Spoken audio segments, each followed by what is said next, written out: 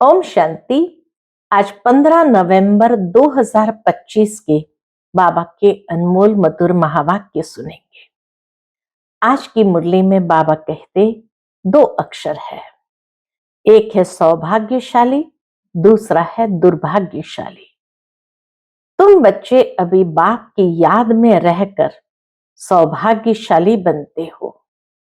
बाबा कहते ये याद की यात्रा ही ऐसी है जो हमारे कैरेक्टर्स को सुधारते हैं, और जितना कैरेक्टर्स सुधरते जाते हैं, श्रेष्ठ बनते जाते हैं, उतना सौभाग्यशाली बनते जाते हैं। लक्ष्मी नारायण के कैरेक्टर्स को देखो कितने ऊंच है। बाबा कहते तुम बच्चों को भी अपने कैरेक्टर्स को ऐसे बनाना है, यही बनाना है।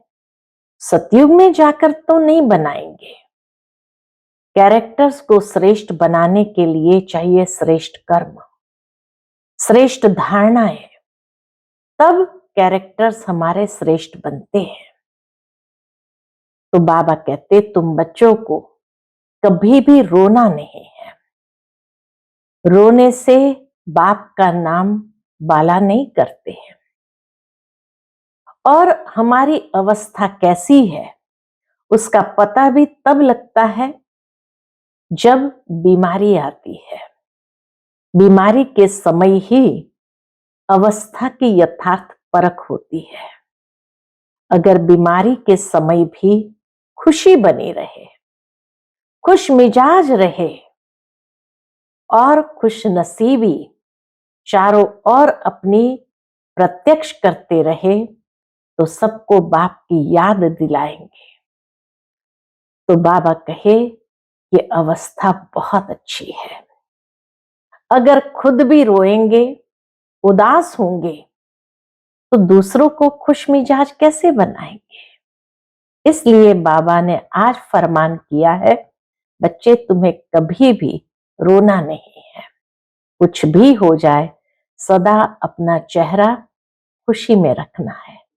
सुनते हैं आज के बाबा के अनमोल मधुर महावाक्य।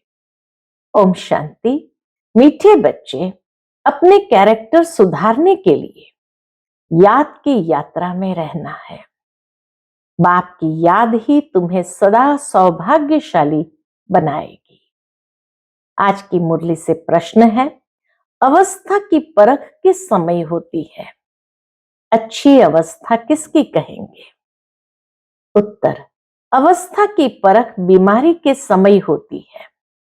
बीमारी में भी खुशी बनी रहे और खुश मिजाज चेहरे से सबको बाप की याद दिलाते रहो, यही है अच्छी अवस्था। अगर खुद रोएंगे, उदास होंगे, तो दूसरों को खुश मिजाज कैसे बनाएंगे। कुछ भी हो जाए, रोना नहीं है। ओम शांति। 2 अक्षर गाए जाते हैं, दुर्भाग्यशाली और सौभाग्यशाली। सौभाग्य चला जाता है तो दुर्भाग्य कहा जाता है। स्त्री का पति मर जाता है तो वह भी दुर्भाग्य कहा जाता है। अकेली हो जाती है। अभी तुम जानते हो हम सदा के लिए सौभाग्यशाली बनते हैं। वहां दुख की बात नहीं, मृत्यु का नाम नहीं होता है, विधवा नाम ही नहीं होता।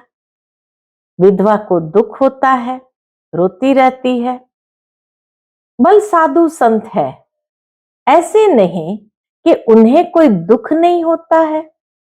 कोई पागल बन पड़ते हैं, बीमार रोगी भी होते हैं। यह है ही रोगी दुनिया। सतयुग है निरोगी दुनिया। तुम बच्चे समझते हो, हम भारत को फिर से श्रीमत पर निरोगी बनाते हैं। इस समय मनुष्य के कैरेक्टर्स बहुत खराब है। अब बाबा कैरेक्टर्स पर ले आते हैं कि इस समय मनुष्य के कैरेक्टर्स बहुत खराब है। अब कैरेक्टर्स सुधारने की भी जरूर डिपार्टमेंट होगी। स्कूल में भी स्टूडेंट का रजिस्टर रखा जाता है कैरेक्टर्स देखने के हिसाब से।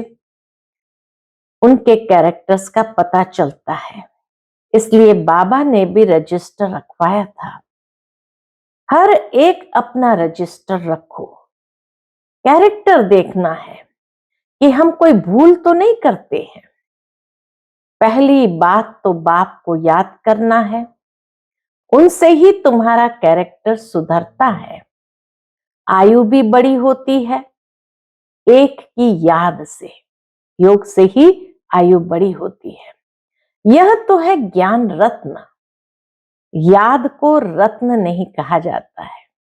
ज्ञान को रत्न कहा जाता, याद को रत्न नहीं कहा जाता। याद से ही तुम्हारे कैरेक्टर सुधरते हैं। यह 84 जन्मों का चक्र तुम्हारे सिवाय कोई समझा ना सके। इस पर समझाना है विष्णु और ब्रह्मा। शंकर के तो कैरेक्टर नहीं कहेंगे। तो कैरेक्टर सुधरने की जब बात आई तो बाबा कहते एक तो कैरेक्टर सुधरता है रजिस्टर रखने से, दूसरा याद की यात्रा में रहने से कैरेक्टर सुधरते हैं। तो बाबा कहते तुम बच्चे जानते हो ब्रह्मा और विष्णु का आपस में क्या कनेक्शन है। विष्णु के दो रूप है, ये लक्ष्मी नारायण। वही फिर 84 जन्म लेते हैं। 84 जन्मों में आप ही पूज्य और आप ही पुजारी बनते हैं। प्रजापिता ब्रह्मा तो जरूर यहां ही चाहिए ना। साधारण तन चाहिए, बहुत करके इसमें ही मूंझते हैं। ब्रह्मा तो है ही पतित पावन बाप का रथ। कहते भी है दूर देश का रहने वाला आया देश पर आए। पावन दुनिया बनाने वाला पतित पावन बाप पतित दुनिया में आया है। पतित दुनिया में एक भी पावन नहीं हो सकता। अभी तुम बच्चों ने समझा है कि 84 जन्म हम कैसे लेते हैं। कोई तो लेते होंगे ना, जो पहले पहले आते होंगे उनके ही 84 जन्म होंगे। सतयुग में देवी देवता ही आते हैं। मनुष्य का जरा भी ख्याल नहीं चलता 84 जन्म कौन लेंगे। समझ की बात है। पुनर्जन्म तो सब मानते हैं। 84 पुनर्जन्म हुए, ये बड़ी युक्ति से समझाना है। 84 पुनर्जन्म हुए, ये बड़ी युक्ति से समझाना है। 84 जन्म तो सभी नहीं लेंगे। बाबा कहे 84 जन्म तो सभी नहीं लेंगे ना। एक साथ सब थोड़ी आएंगे और शरीर छोड़ेंगे। भगवान वाच भी है कि तुम अपने जन्मों को नहीं जानते हो। भगवान ही बैठ समझाते हैं। तुम आत्माएं 84 जन्म लेती है। ये 84 की कहानी बाप तुम बच्चों को बैठ सुनाते हैं। यह भी एक पढ़ाई है। 84 का चक्र तो जानना बहुत सहज है। 84 का चक्र तो जानना बहुत सहज है। दूसरे धर्म वाले इन बातों को समझेंगे नहीं। तुम्हारे में भी कोई सभी 84 जन्म नहीं लेते हैं। सभी के 84 जन्म हो तो सब इकट्ठे आ जाए, यह भी नहीं होता है। सारा मदार पढ़ाई और याद पर है। इसमें भी नंबर 1 है याद। डिफिकल्ट सब्जेक्ट पर मार्क्स जास्ती मिलती है, उनका प्रभाव भी होता है। उत्तम मध्यम कनिष्ठ सब्जेक्ट होती है ना, इनमें है 2 मुख्य। बाप कहते मुझे याद करो तो संपूर्ण निर्विकारी बन जाएंगे और फिर विजय माला में पिरो जाएंगे। यह है रेस। पहले तो खुद को देखना है कि मैं कहां तक धारणा करता हूं, कितना याद करता हूं, मेरे कैरेक्टर्स कैसे हैं। 3 बातों की चेकिंग करने लिए बाबा ने कहा मैं कहां तक धारणा करता हूं, कितना याद करता हूं, मेरे कैरेक्टर्स कैसे हैं। अगर मेरे में ही रोने की आदत है तो दूसरे को खुश मिजाज कैसे बना सकता हूं? तो दूसरे को खुश मिजाज कैसे बना सकता हूं? बाबा कहते हैं, जो रोते हैं सो खोते हैं। कुछ भी हो जाए, कुछ भी हो जाए, लेकिन रोने की दरकार नहीं है। बीमारी में भी खुशी से इतना तो कह सकते हो, अपने को आत्मा समझ बाप को याद करो। बीमारी में ही अवस्था की परख होती है। तकलीफ में थोड़ा कुड़कने की आवाज भल निकलती है, परंतु अपने को आत्म समझ बाप को याद करना है। बाप ने पैगाम दिया है। पैगंबर मैसेंजर एक शिव बाबा है, दूसरा कोई है नहीं। बाकी जो भी सुनाते हैं सारी भक्ति मार्ग की बातें। इस दुनिया की जो भी चीजें हैं सब विनाशी है। अभी तुमको वहां ले जाते हैं जहां टूट फूट नहीं। वहां तो चीजें ही ऐसी अच्छी बनेगी जो टूटने का नाम ही नहीं होगा। यहां साइंस की कितनी चीजें बनती है, वहां भी तो साइंस जरूर होगी, क्योंकि तुम्हारे लिए बहुत सुख चाहिए। बाप कहते हैं, तुम बच्चों को कुछ भी पता नहीं था। भक्ति मार्ग कब शुरू हुआ, कितना तुमने दुख देखा, ये सब बातें अभी तुम्हारी बुद्धि में है। देवताओं को कहा जाता है, देवताओं की महिमा में गाया जाता है, सर्वगुण संपन्न, 16 कला संपूर्ण। फिर वह कलाएं कैसे कम हुई? 16 कला संपूर्ण थे, फिर वह कलाएं कैसे कम हुई? अभी तो कोई कला नहीं रही है। चंद्रमा की भी धीरे धीरे कला कम होती है ना। तुम जानते हो कि यह दुनिया भी पहले नहीं है, तो वहां हर चीज सतो प्रधान फर्स्ट क्लास होती है। फिर पुरानी होते कलाएं कम होती जाती है। सर्वगुण संपन्न ये लक्ष्मी नारायण है ना। अभी बाप तुमको सच्ची सच्ची सत्यनारायण की कथा सुना रहे हैं। अभी यह रात फिर दिन होता है। तुम संपूर्ण बनते हो तो तुम्हारे लिए फिर सृष्टि भी ऐसी ही चाहिए। बाबा कहते, तुम संपूर्ण बनते हो तो तुम्हारे लिए फिर सृष्टि भी ऐसी ही चाहिए। 5 तत्व भी सतो प्रधान, 16 कला संपूर्ण।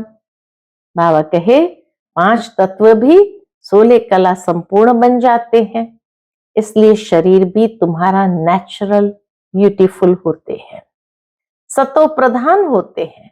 ये सारी दुनिया 16 कला संपूर्ण बन जाती है। अभी तो कोई कला नहीं है। जो भी बड़े से बड़े लोग हैं अथवा महात्मा आदि है, ये बाप की नॉलेज उनकी तकदीर में नहीं है। उन्हों को अपना ही घमंड है। तकदीर में क्यों नहीं है? क्योंकि वह घमंड में है। बहुत करके है ही गरीबों की तकदीर में। कोई कहते हैं इतना ऊंच बाप है, उनको तो कोई बड़े राजा अथवा पवित्र ऋषि आदि के तन में आना चाहिए। पवित्र होते ही है सन्यासी। बाप बैठ समझाते हैं, मैं किस में आता हूं? मैं आता ही उनमें हूं जो पूरे 84 जन्म लेते हैं, एक दिन भी कम नहीं। श्री कृष्ण पैदा हुआ उस समय से 16 कला संपूर्ण ठहरा। फिर सतो रजो तमो में आते हैं। हर चीज पहले सतो प्रधान, फिर सतो रजो तमो में आती है। सतयुग में भी ऐसे होता है। बच्चा सतो प्रधान है, फिर बड़ा होगा तो कहेगा अब हम ये शरीर छोड़ सतो प्रधान बच्चा बनता हूं।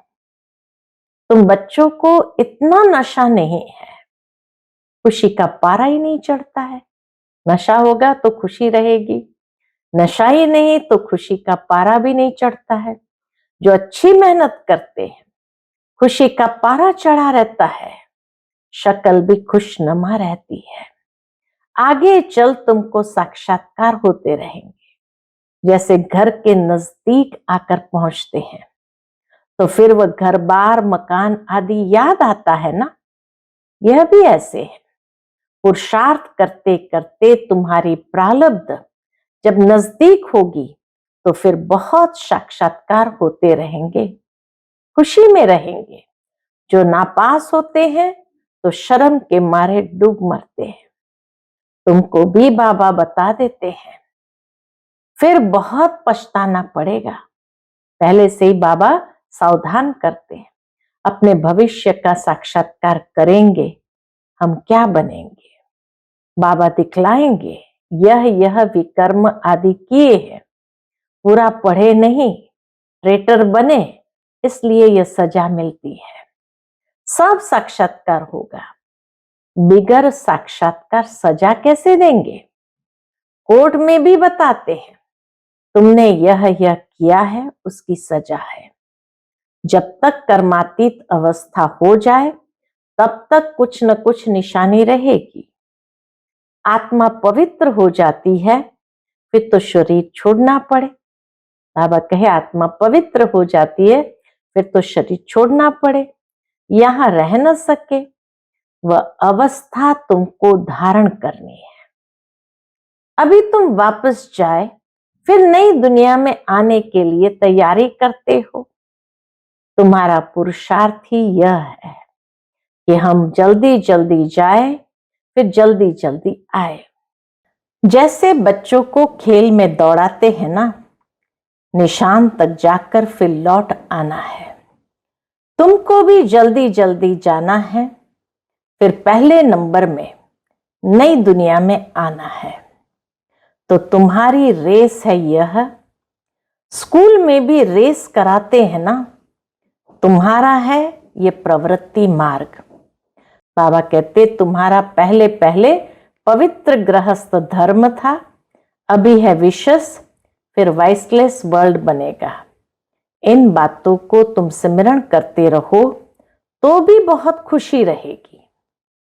हम ही राज्य लेते हैं फिर गंवाते हैं। हीरो हीरोइन कहते हैं ना, हीरे जैसा जन्म लेकर फिर कौड़ी जैसा जन्म में आते हैं। अभी बाप कहते हैं तुम कौड़ियों पिछाड़ी टाइम वेस्ट मत करो। ये कहते हैं हम भी टाइम वेस्ट करते थे। ब्रह्मा बाबा भी कहते हैं हम भी टाइम वेस्ट करते थे, तो हमको भी कहा अब तुम मेरा बनकर ये रूहानी धंधा करो। तो झट सब कुछ छोड़ दिया। पैसे कोई फेंक तो नहीं देंगे, पैसे तो काम में आते हैं। पैसे बिना कोई मकान आदि थोड़ी मिल सकता है। आगे चल बड़े बड़े धनवान आएंगे, तुमको मदद देते रहेंगे। एक दिन तुमको बड़े बड़े कॉलेज यूनिवर्सिटी में भी जाकर भाषण करना होगा।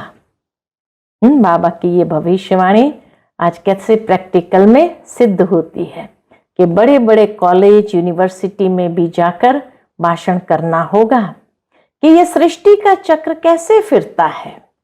हिस्ट्री रिपीट होती है आदि से अंत तक, गोल्डन एज से आयरन एज तक सृष्टि की हिस्ट्री ज्योग्राफी हम बता सकते हैं।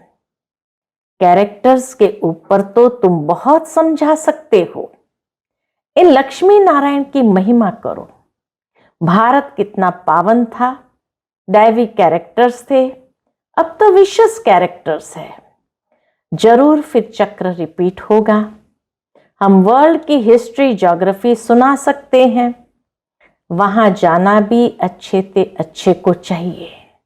बड़े बड़े यूनिवर्सिटी आदि में बाबा कहे अच्छे अच्छे बच्चों को जाना चाहिए।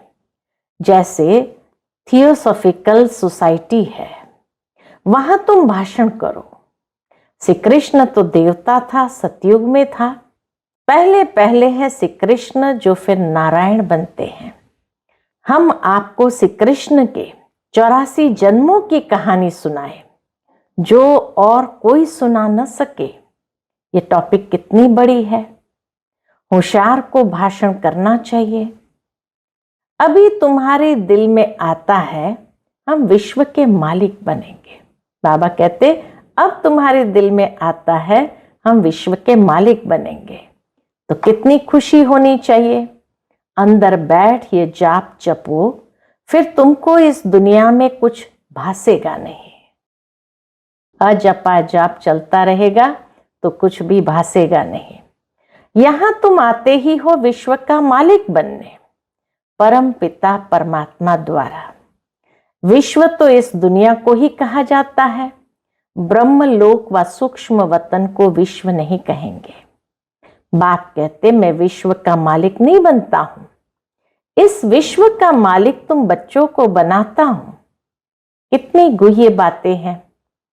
तुमको विश्व का मालिक बनाता हूं, फिर तुम माया के दास बन जाते हो। यहां जब सामने योग में बिठाते हो तो भी याद दिलानी है। आत्म अभिमानी हो बैठो, बाप को याद करो, 5 मिनट बाद फिर बोलो। तुम्हारे योग के प्रोग्राम चलते हैं ना, बाबा कहे उन्हें स्मृति दिलाओ। तुम्हारे योग के प्रोग्राम चलते हैं ना।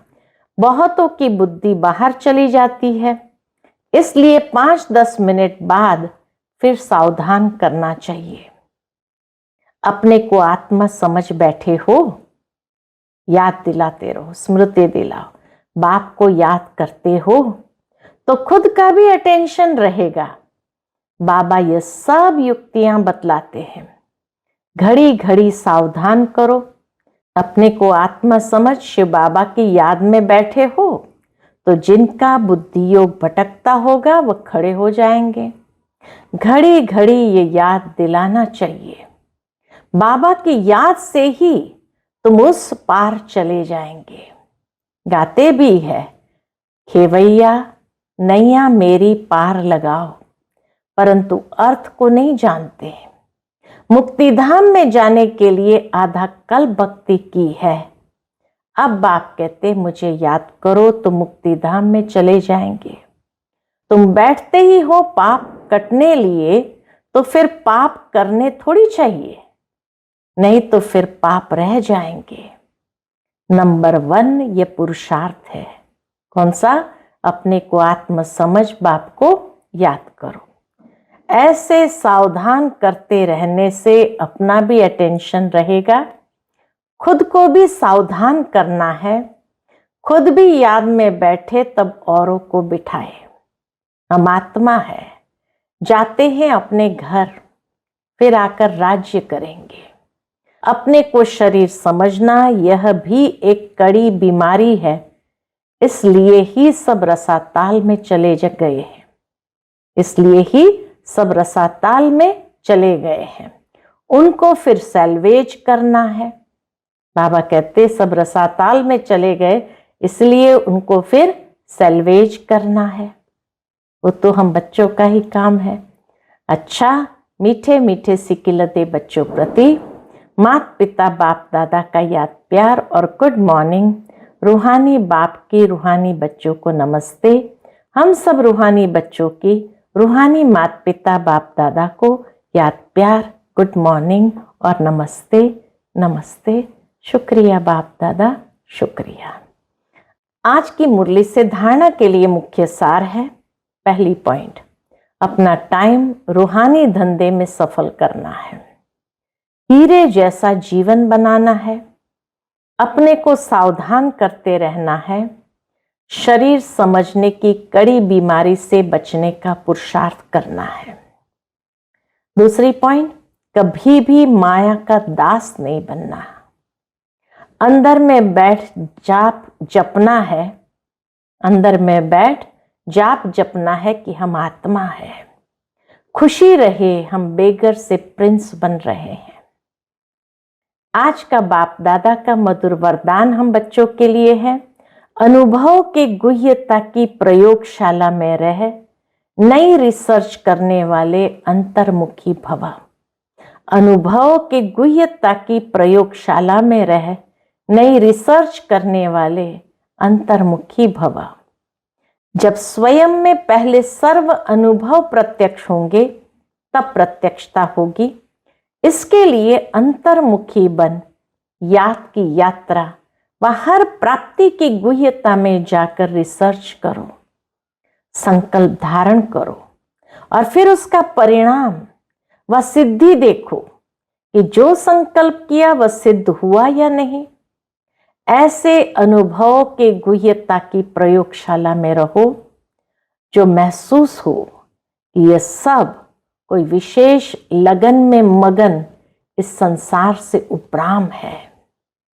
कर्म करते योग की पावरफुल स्टेज में रहने का अभ्यास बढ़ाओ। जैसे वाणी में आने का अभ्यास है, ऐसे रूहानियत में रहने का अभ्यास डालो। आज का स्लोगन है, संतुष्टता की सीट पर बैठकर परिस्थितियों का खेल देखने वाले ही संतुष्ट मणि है। संतुष्टता की सीट पर बैठकर परिस्थितियों का खेल देखने वाले ही संतुष्ट मणि है।